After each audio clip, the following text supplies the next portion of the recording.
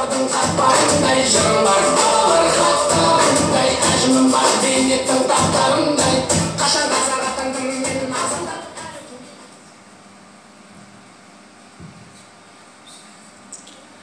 Ассалаумағалейкум ата. Сізге айтар ой тілегім бар еді, рұқсат болса. Ойыңды тұра тұр, алдыңа қауымға өзіңді таныстыр. Ассалаумағалейкум ағайын, сіздерге арнап сөздің ретін табайын.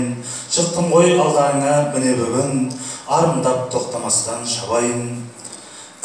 Қатысып жігіт сұлтан өнеріне, өрлетіп өрге жүзген өнерінде, бойымда тегіз қырлы бір сырлы да, сіздерге бар тебірентетін өлеңімде. Арғатам Қазымбетті ұрандаймын, сіздерге жырымды айтпай тұра алмаймын. Ту түбінде тулап өлген Қазымбеттің тарихын теріс кетек бұра алмаймын. Бабаларым біздің мына ұранымыз, мақтанып қашанда тұрамыз біз, жерінен тұйғып жауымызды, мәңгілік иығылған тұрағымыз. Қазымбеттей батырдың ұлдары да, кіре алмаған батырлары тұрғанында, әйгілі Әйтімбеттей бабамызбен белгілі Бекен батыр ұлдарына, Сәбетұлы Асылан мен боламын. Серісі болып едім кең даланың, бүгінде шабыт кернеп кеудемізде, қалбатау төрлерінде бұл қаланың.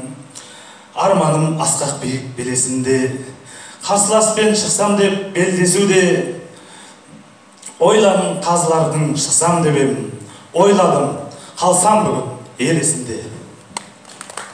Ал енді ата тілек ойыма келер болсам, жәнегі бабалардың, аталардың, әкелердің ұрпағын, ізін жалғаған ұрпағымын.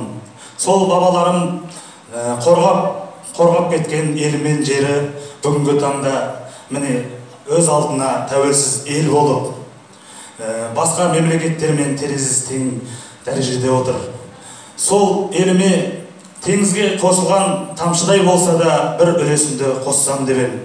Ондағым артымдан еріп келе жатқан бауыр қарындастарымды, ұрпақтарымды ұлт жандылыққа, отан сүйгіштікке тәрбиелесем деп ем. Әр қазақтың баласы елім деп жүректері соғатын болса, онда біздің еліміздің асқақ арманы, мақсаты айқын, болашағы жарқын болар еді ағайын. Соны осы еліме қызмет ету жолында қалтықсыз қызмет етуге ант етемін. Ойын, айналайын мақсатын бәрі түсінікті. Мына ел отырған мұқым қауымның көзінен шықты деп мен ойлаймын. Себебі елін жерін ойлаған азамат ешқашан мына ел ұмытпайды, халық ұмытпайды.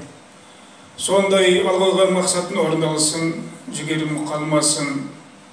Бүгінгі сайысқа қатысып отырған барлық азаматтарға өз басына осы сайыстың жеңімпазы болуға Алла нәсіп етсін дей отырып, мына сайыс жоғарғы деңгейде өтсін, қазылардың бағалары әділ болсын, еліміз тыныштықта, береке-бірлікте сүруге Алла нәсіп етсін. Аллаху акбар. Рахмет ата.